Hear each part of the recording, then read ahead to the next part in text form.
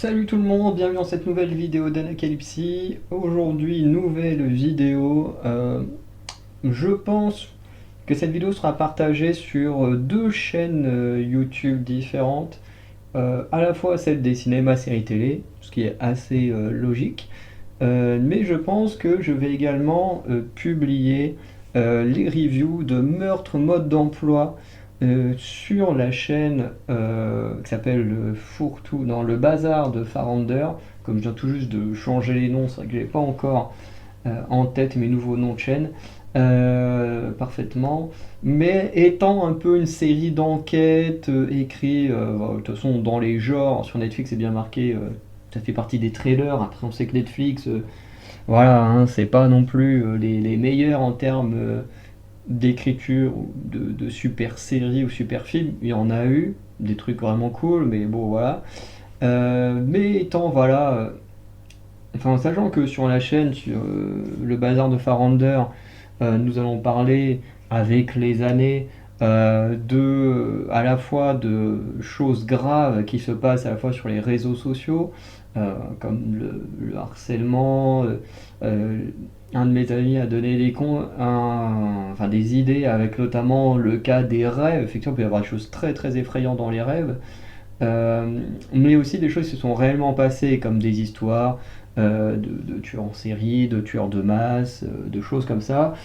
Et je me dis qu'effectivement, je voulais vous partager sur cette chaîne Fourre-tout mes reviews de films d'horreur. Bon, c'est vrai que cette année, j'en ai pas encore regardé qui sont sortis. Mais comme vous avez déjà pu voir, j'ai déjà fait un tournoi des meilleurs vilains de films d'horreur, un truc comme ça. Euh, et le but, c'est effectivement également de parler de l'horreur au travers du cinéma et tout ça. Et je me dis, en fait, les séries télé, c'est exactement pareil. Il y a des séries télé qui restent dans le domaine un peu thriller, horreur. Je trouve que ça colle aussi. Donc, voilà, cette série va être partagée sur les deux, puisque bah, un trailer, souvent, c'est des enquêtes autour d'un meurtre et tout ça. Euh, Chose que bah, de temps en temps nous aborderons, mais dans la réalité.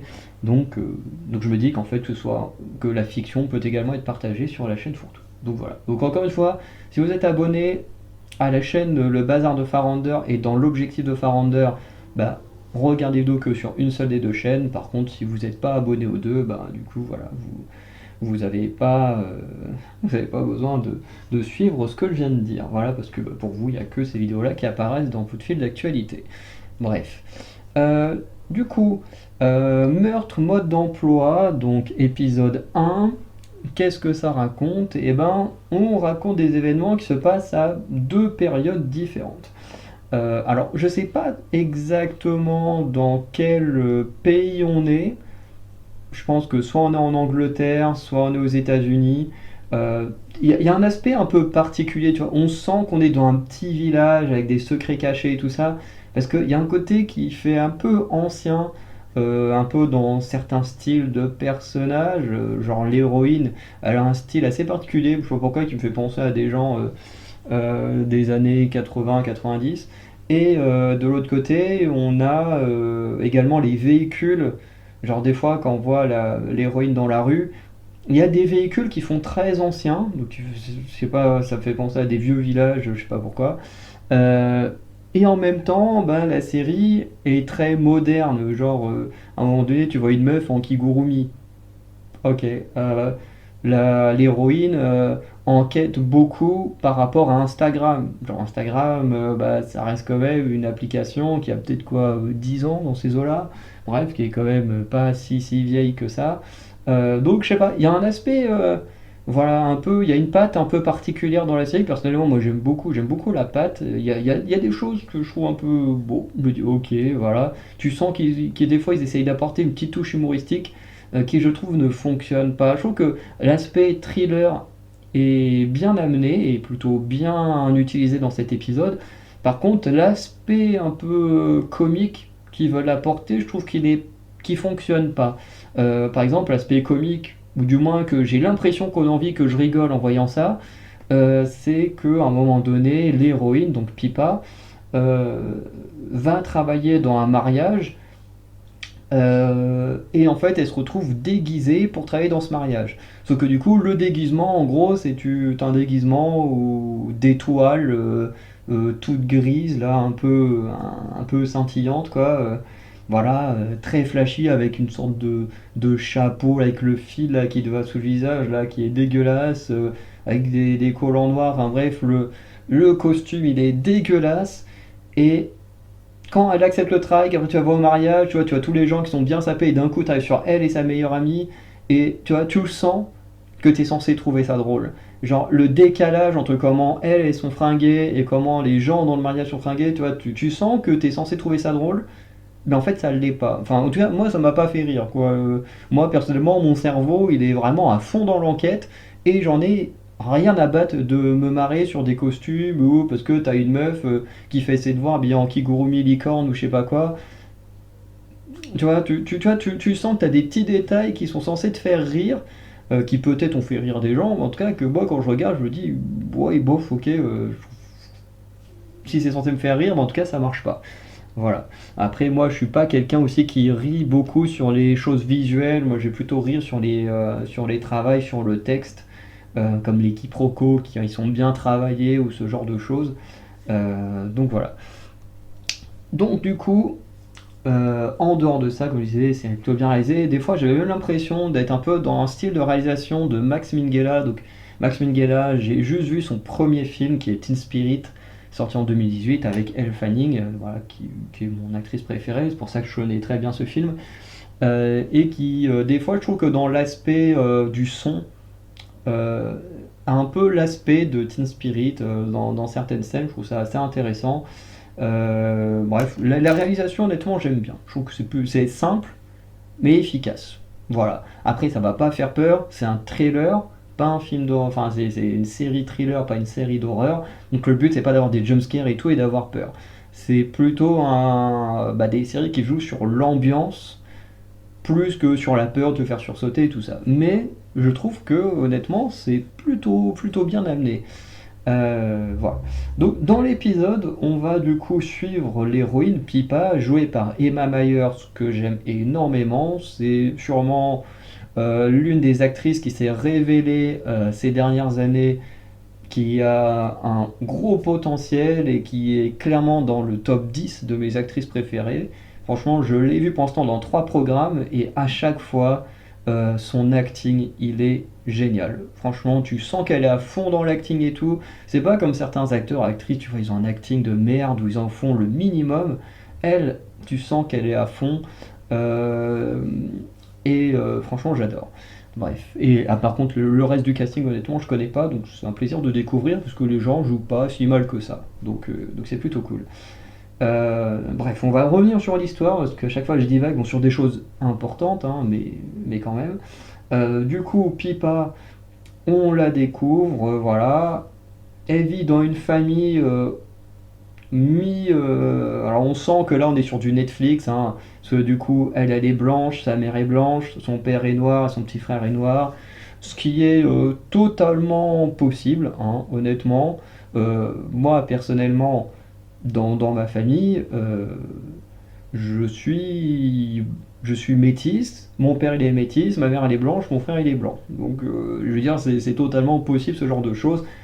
Je le précise parce que j'en suis sûr que des gens sur internet ont sûrement dit ah c'est woke, famille bicolore, machin, enfin bicolore c'est un peu bizarre de dire ça sur des gens, mais vous voyez l'idée, alors qu'en fait dans la réalité il y a plein de familles comme ça où une personne métisse ou une personne noire va sortir avec quelqu'un de blanc et puis qui vont faire des enfants qui seront soit plus ressemblants au père, soit plus ressemblants à la mère, c'est totalement possible, hein.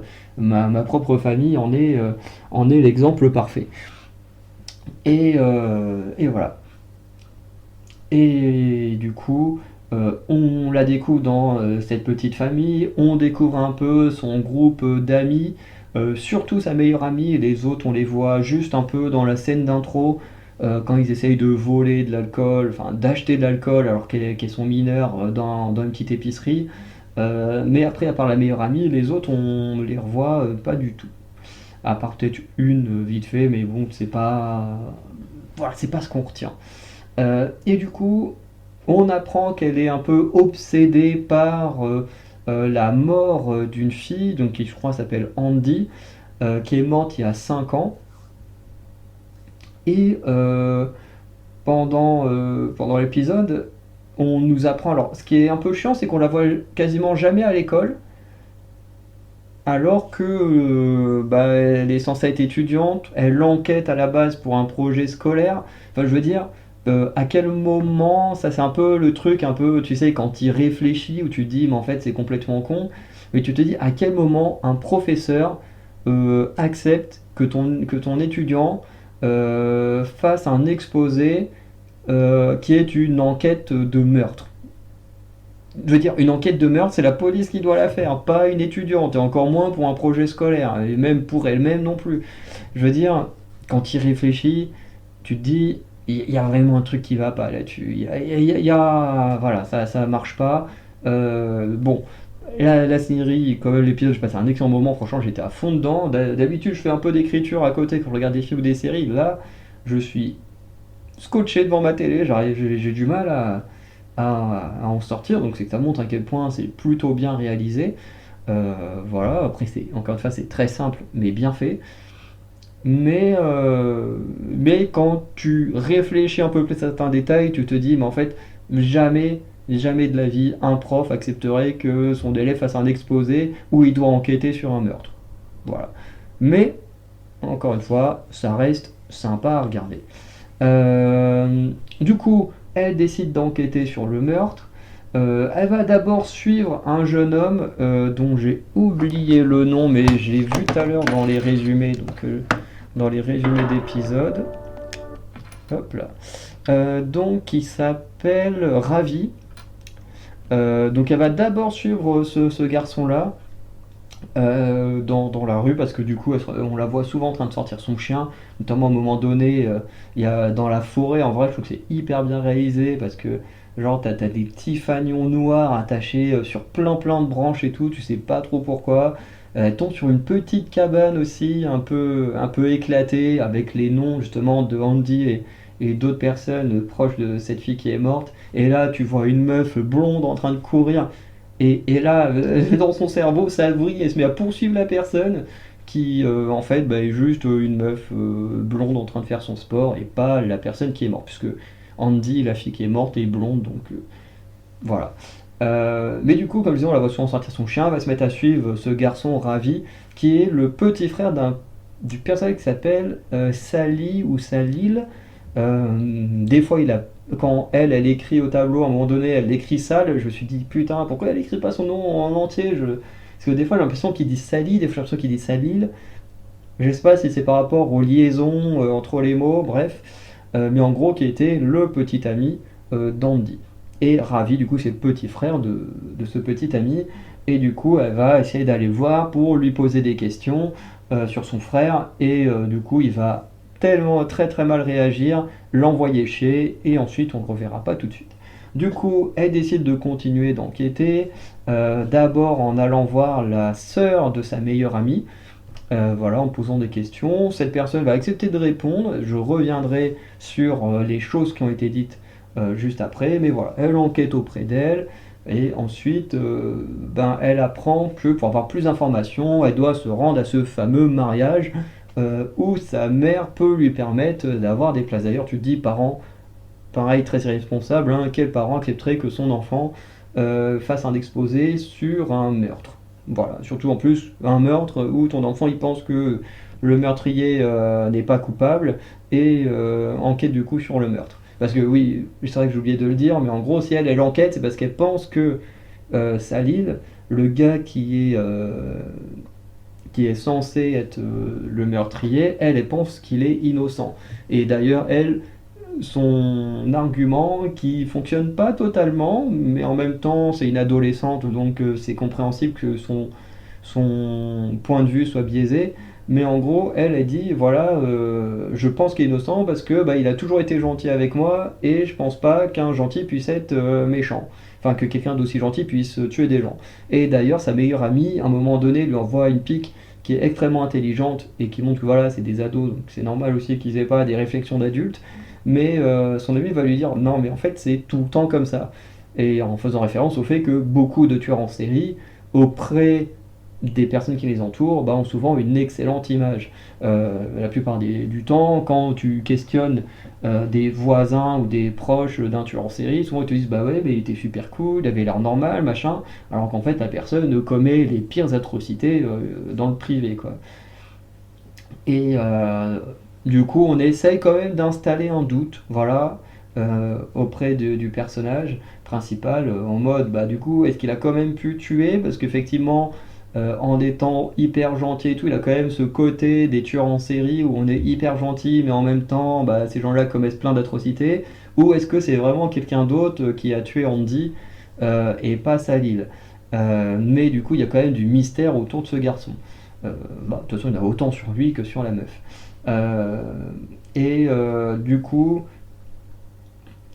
elle se rend à ce mariage pour essayer d'avoir à nouveau des infos supplémentaires auprès d'un Max, je sais plus comment, qui du coup va également répondre. Alors il va la faire boire pour qu'elle réponde, alors qu'elle a jamais bu d'alcool, du coup elle va être un peu bourrée et après va un peu se disputer avec sa meilleure amie parce qu'elle va lui avouer avoir un peu interrogé la sœur de sa meilleure amie.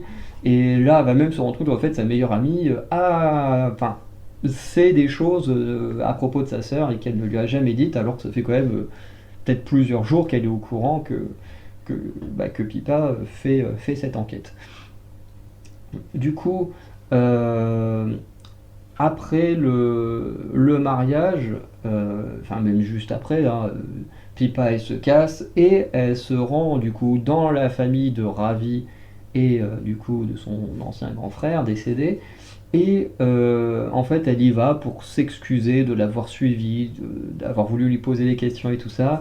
Et elle va lui avouer que si elle a fait ça, c'est parce qu'elle veut prouver l'innocence de Salil. Et ce que j'ai trouvé intéressant, et encore une fois, où si des gens disent ouais, c'est woke, une meuf qui veut enquêter pour innocenter un homme, machin, bah encore une fois, c'est pas vraiment ça.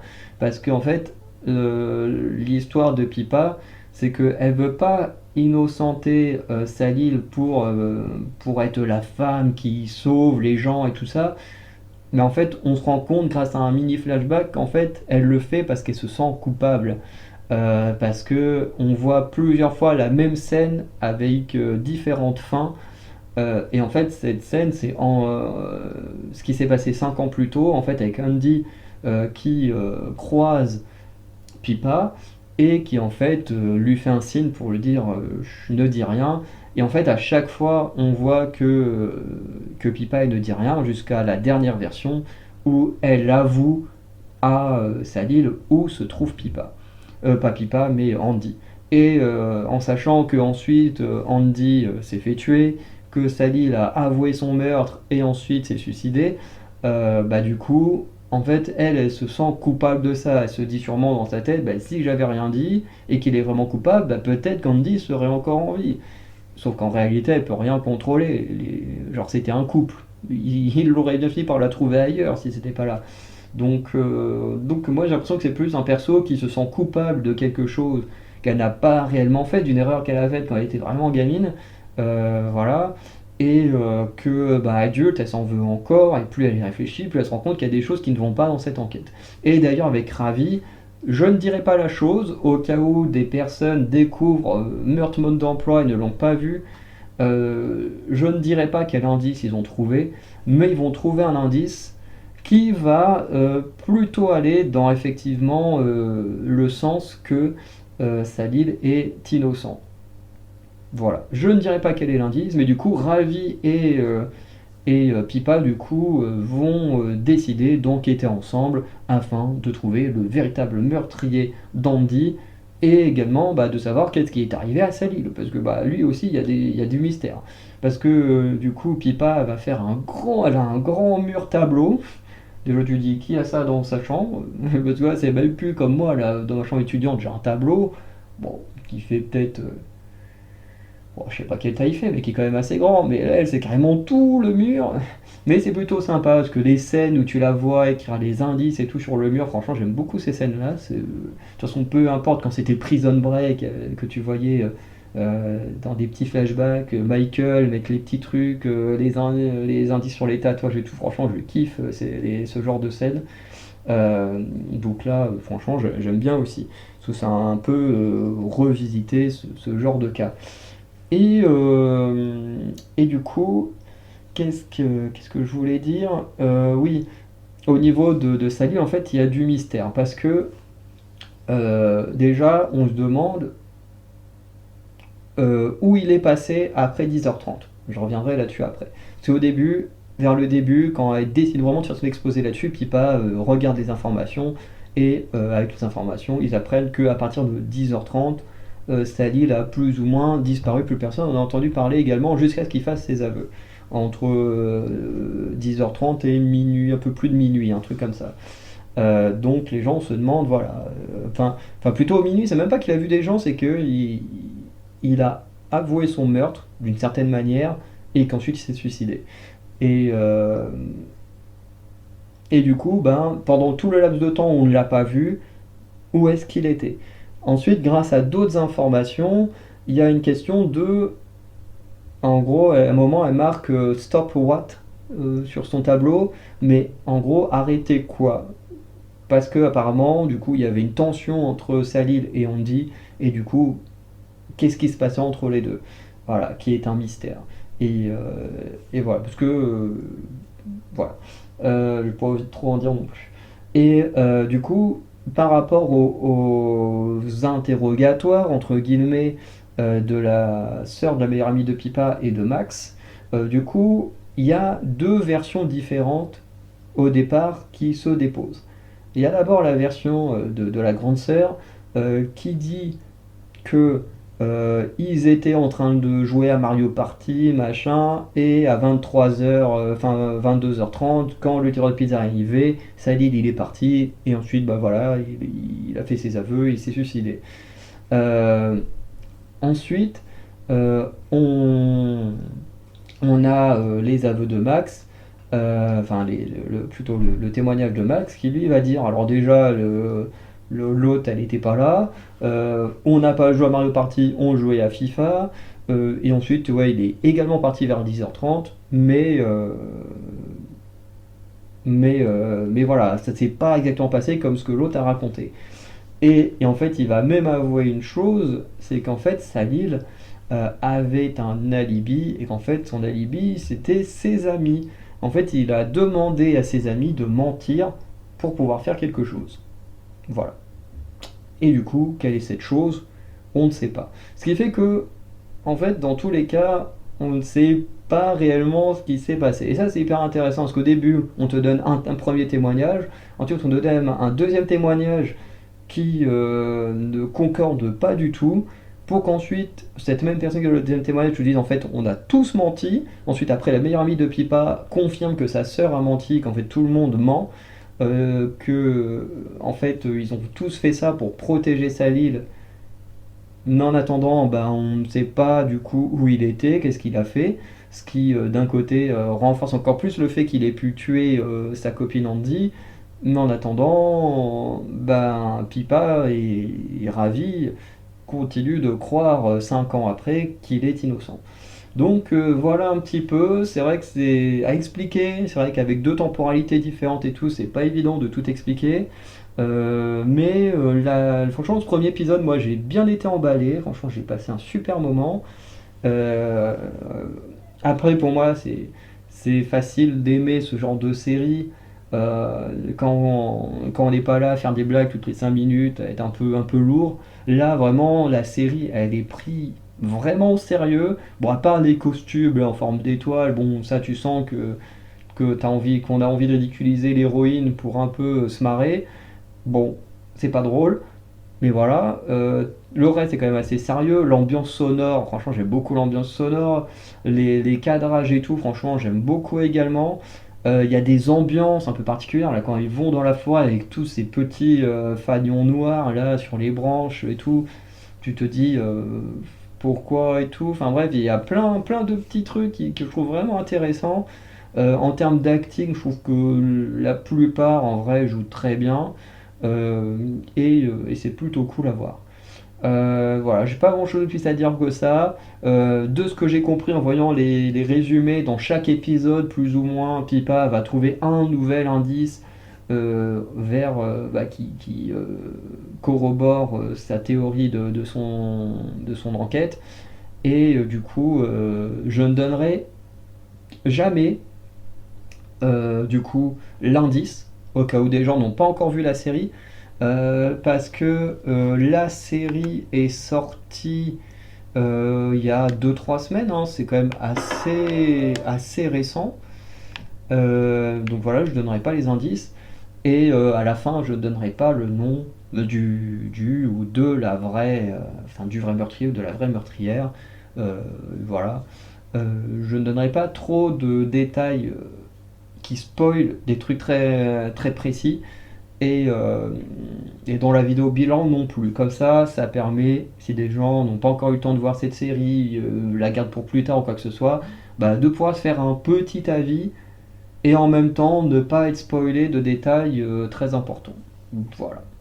Donc, si vous avez vu l'épisode, n'hésitez pas à me dire en commentaire ce que vous en avez pensé, sans spoiler l'indice qu'a trouvé Pipa et Ravi à la fin de l'épisode. Et sinon, ceux qui ne l'ont pas vu, je vous conseille, si vous aimez ça, surtout côté